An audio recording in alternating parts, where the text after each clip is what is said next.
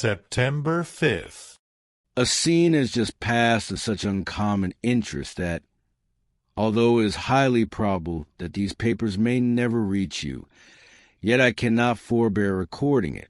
We are still surrounded by mountains of ice, still in imminent danger of being crushed in their conflict. The cold is excessive, and many of my unfortunate comrades have already found a grave amidst this scene of desolation. Frankenstein has daily declined in health. A feverish fire still glimmers in his eyes, but he is exhausted, and when suddenly roused any exertion, he speedily sinks again into apparent lifelessness. I mentioned in my last letter the fears I entertained of a mutiny. This morning, as I sat watching the wan countenance of my friend, his eyes half closed and his limbs hanging listlessly, I was roused by half a dozen of the sailors, who demanded admission into the cabin. They entered, and their leader addressed me. He told me that he and his companions had been chosen by the other sailors to come in deputation to me to make me a requisition which, in justice, I could not refuse. We were immured in ice and should probably never escape, but they feared that if, as was possible, the ice should dissipate and a free passage be opened, I should be rash enough to continue my voyage and lead them into fresh dangers after they might happily have surmounted this. They insisted, therefore, that I should engage with a solemn promise that if the vessel should be freed, I would instantly direct my course southwards. This speech troubled me. I had not despaired, nor had I yet conceived the idea of returning if set free. Yet could I, in justice, or even in possibility, refuse this demand? I hesitated before I answered, when Frankenstein, who had at first been silent, and indeed appeared hardly to have force enough to attend, now roused himself. His eyes sparkled, and his cheeks flushed with momentary vigor. Turning toward the men, he said, "What do you mean? What do you demand of your captain? Are you, then, so easily turned from your design? Did you not call this a glorious expedition? And wherefore was it glorious? Not because the way was smooth and placid as a southern sea, but because it was full of dangers and terror. Because at every new instant your fortitude was to be called forth and your courage exhibited. Because danger and death surrounded it, and these you were to brave and overcome. For this was it a glorious, for this was an honorable undertaking. You were hereafter to be hailed as the benefactors of your species, your names adored as belonging to brave men who encountered death for honor and the benefit of mankind. And now, behold, with the first imagination of danger, or, if you will, the first mighty and terrific trial of your courage, you shrink away and are content to be handed down as men who had not strength enough to endure cold and peril. And so, poor souls, they were chilly and returned to their warm firesides. Why? That requires not this preparation. You need not have come thus far, and dragged your captain to shame of a defeat merely to prove yourselves cowards.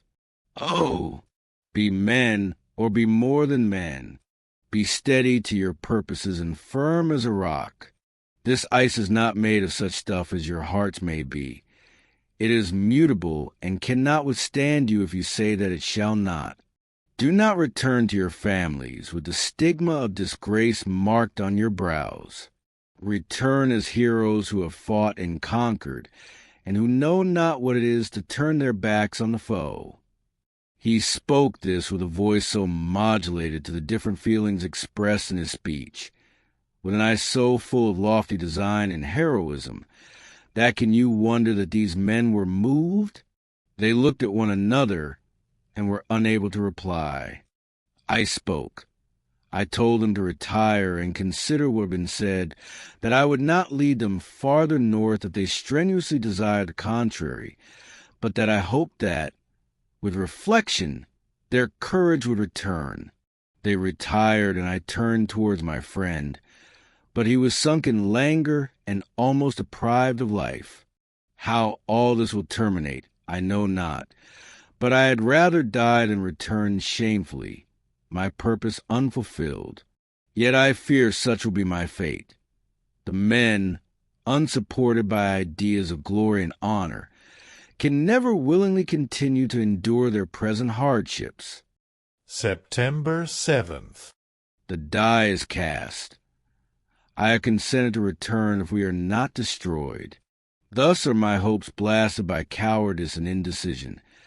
I come back ignorant and disappointed. It requires more philosophy than I possess to bear this injustice with patience. September 12th. It is past. I am returned to England. I have lost my hopes of utility and glory. I have lost my friend. But I will endeavor to tell these bitter circumstances to you, my dear sister, and while I am wafted towards England and towards you, I will not despond. September 9th.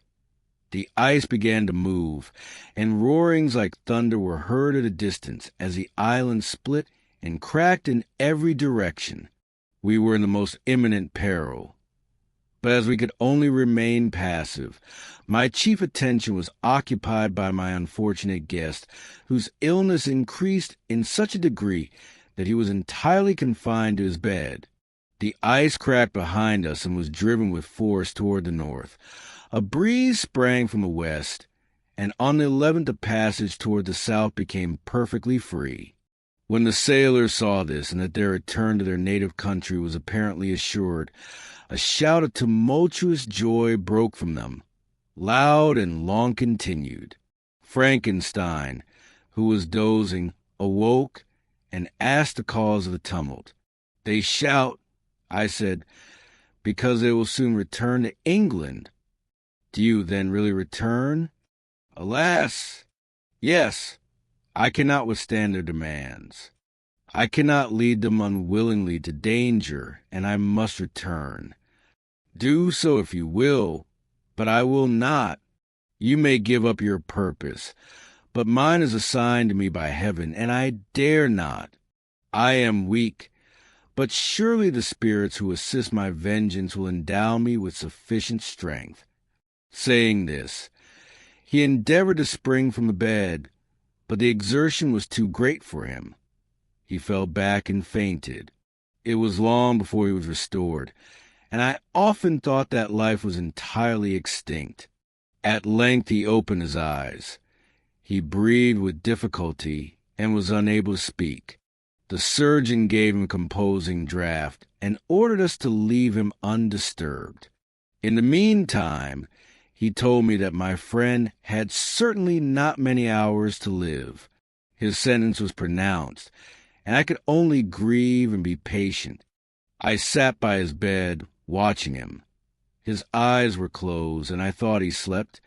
But presently he called to me in a feeble voice, and bidding me come near, said, "Alas! The strength I relied on is gone. I feel that I shall soon die, and he, my enemy and persecutor, may still be in being. Think not, Walton, that in the last moment of my existence I feel that burning hatred and ardent desire of revenge I once expressed. But I feel myself justified in desiring the death of my adversary. During these last days I have been occupied in examining my past conduct, nor do I find it blamable. In a fit of enthusiastic madness, I created a rational creature, and was bound towards him to assure, as far as was in my power, his happiness and well-being. This was my duty, but there was another still paramount to that. My duties towards the beings of my own species had greater claims to my attention, because they included a greater proportion of happiness or misery. Urged by this view, I refused, and I did right in refusing, to create a companion for the first creature. He showed unparalleled malignity and selfishness and evil. He destroyed my friends. He devoted to destruction beings who possessed exquisite sensations, happiness, and wisdom. nor do I know where this thirst for vengeance may end. Miserable himself that he may render no other wretched, he ought to die. The task of his destruction was mine, but I have failed. When actuated by selfish and vicious motives, I asked you to undertake my unfinished work, and I renew this request now, when I am only induced by reason and virtue. Yet I cannot ask you to renounce your country and friends to fulfill this task, and now that you are returned to England, you will have little chance of meeting with him. But the consideration of these points, and the well-balancing of what you may esteem your duties, I leave to you. My judgment and ideas are already disturbed by the near approach of death. I dare not ask you to do what I think right, for I may still be misled by passion. That he should live to be an instrument of mischief disturbs me. In other respects, this hour, when I momentarily expect my release, is the only happy one which I have enjoyed for several years. The forms of the beloved dead flit before me, and I hasten to their arms. Farewell, Walton. Seek happiness and tranquility, and avoid ambition, even if it be only the apparently innocent one of distinguishing yourself in science and discoveries. Yet why do I say this? I have myself been blasted in these hopes, yet another may succeed. His voice became fainter as he spoke, and at length, exhausted by his effort, he sank into silence. About half an hour afterwards he attempted again to speak, but was unable.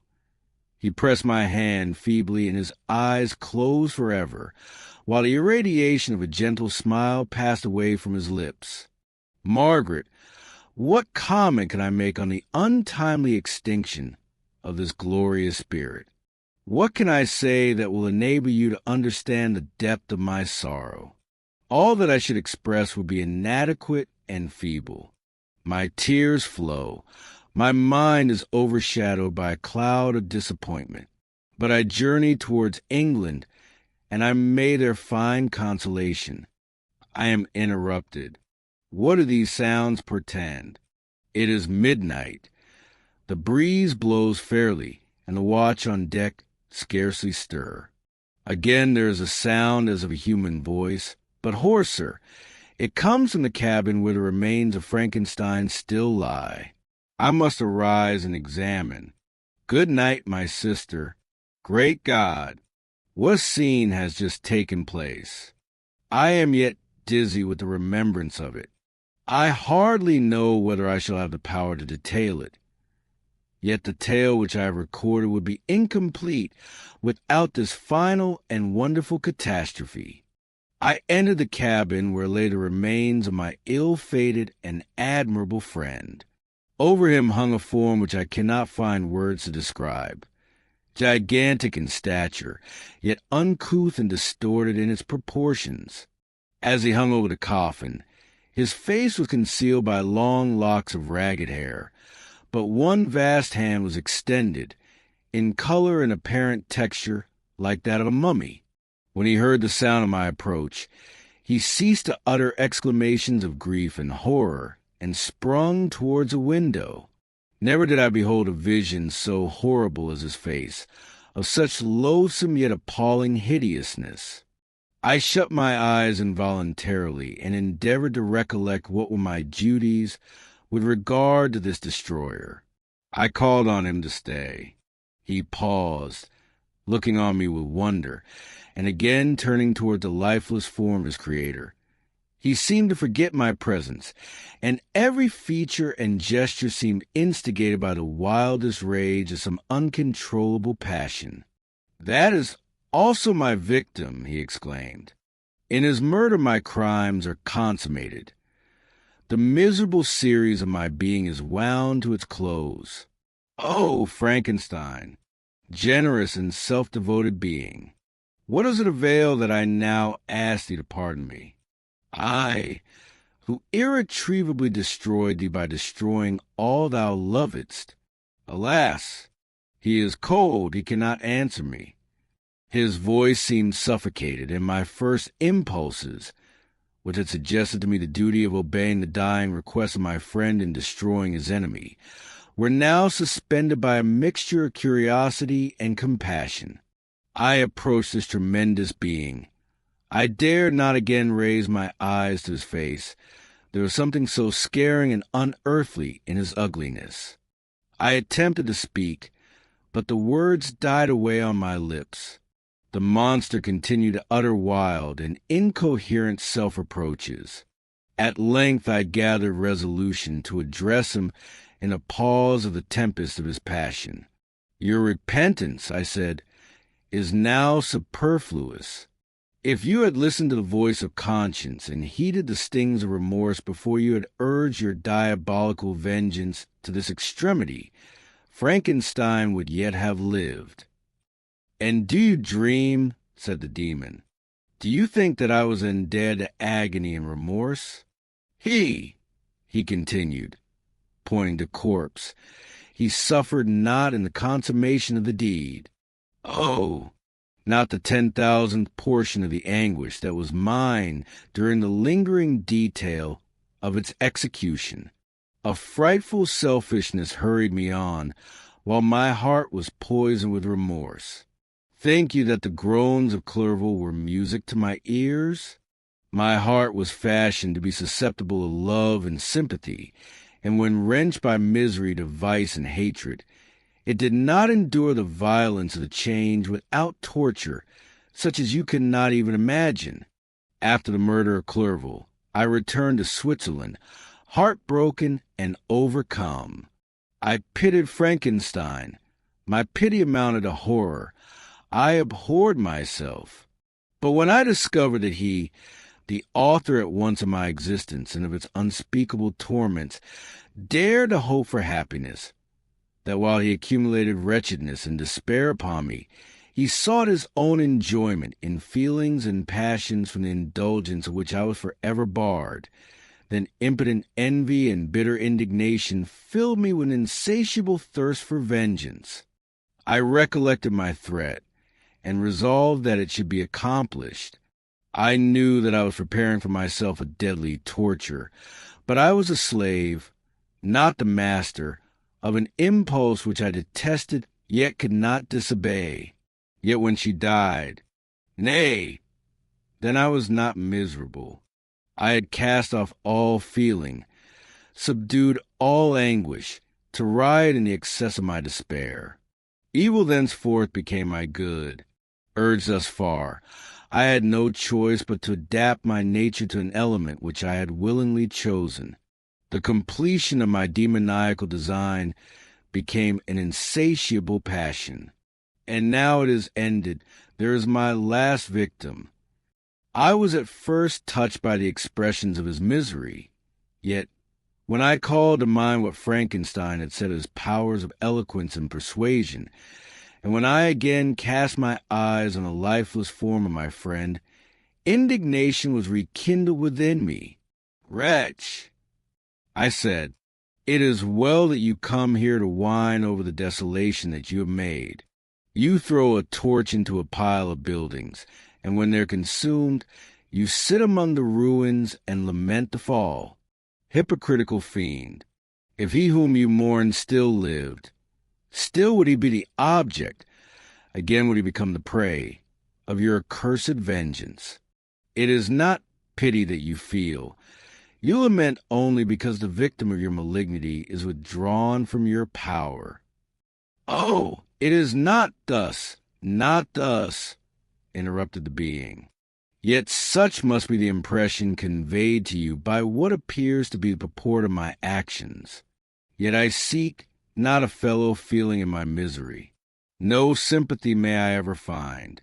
When I first sought it, it was a love of virtue, the feelings of happiness and affection with which my whole being overflowed, that I wished to be participated. But now that virtue has become to me a shadow, and that happiness and affection are turned into bitter and loathing despair, in what should I seek for sympathy? I am content to suffer alone while my suffering shall endure. When I die, I am well satisfied that abhorrence and opprobrium should load my memory. Once my fancy was soothed with dreams of virtue, of fame, and of enjoyment. Once I falsely hoped to meet with beings who, pardoning my outward form, would love me for the excellent qualities which I was capable of unfolding. I was nourished with high thoughts of honor and devotion, but now crime has degraded me beneath the meanest animal. No guilt, no mischief, no malignity, no misery can be found comparable to mine. When I run over the frightful catalogue of my sins, I cannot believe that I am the same creature whose thoughts were once filled with sublime and transcendent visions of the beauty and the majesty of goodness. But it is even so. The fallen angel becomes a malignant devil.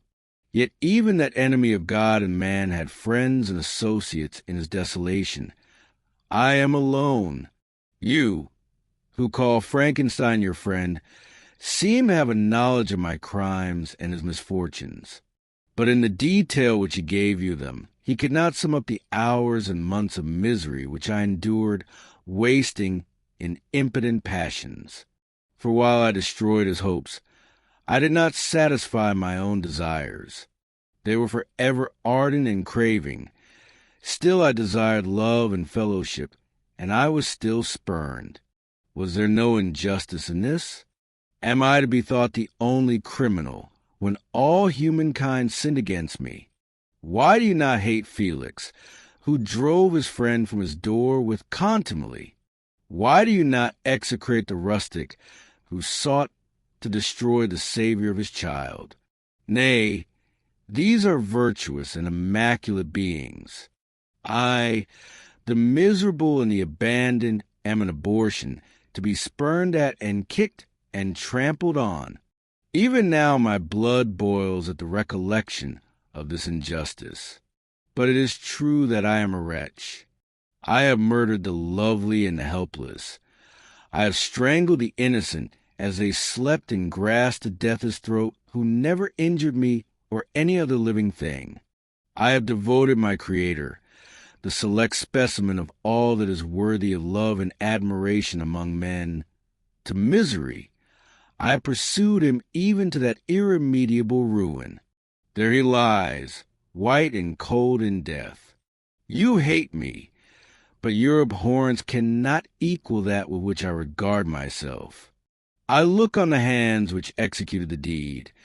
I think on the heart in which the imagination of it was conceived, and long for the moment when these hands will meet my eyes, when that imagination will haunt my thoughts no more. Fear not that I shall be the instrument of future mischief. My work is nearly complete. Neither yours nor any man's death is needed to consummate the series of my being and accomplish that which must be done, but it requires my own. Do not think that I shall be slow to perform this sacrifice. I shall quit your vessel on the ice raft which brought me thither, and shall seek the most northern extremity of the globe. I shall collect my funeral pile, and consume the ashes of this miserable frame, that its remains may afford no light to any curious and unhallowed wretch who would create such another as I have been. I shall die. I shall no longer feel the agonies which now consume me, or be the prey of feelings unsatisfied, yet unquenched. He is dead who called me into being. And when I shall be no more, the very remembrance of us both will speedily vanish. I shall no longer see the sun or stars, or feel the winds play on my cheeks. Light, feeling, and sense will pass away, and in this condition must I find my happiness. Some years ago, when the images which this world affords first opened upon me, when I felt the cheering warmth of summer, and heard the rustling of the leaves and the warbling of the birds, and these were all to me, I should have wept to die. Now it is my only consolation. Polluted by crimes and torn by the bitterest remorse, where can I find respite in death? Farewell. I leave you, and in you the last of humankind whom these eyes will ever behold. Farewell, Frankenstein. If thou wert yet alive, and yet cherished a desire of revenge against me, it would be better satiated in my life than in my destruction. But it was not so. Thou didst seek my extinction, that I might not cause greater wretchedness. And if yet, in some mode unknown to me, thou hadst not ceased to think and feel, thou wouldst not desire against me a vengeance greater than that which I feel. Blasted as thou wert, my agony was still superior to thine, for the bitter sting of remorse will not cease to rankle in my wounds until death shall close them forever. But soon, he cried with sad and solemn enthusiasm, I shall die, and what I now feel be no longer felt. Soon these burning miseries will be extinct.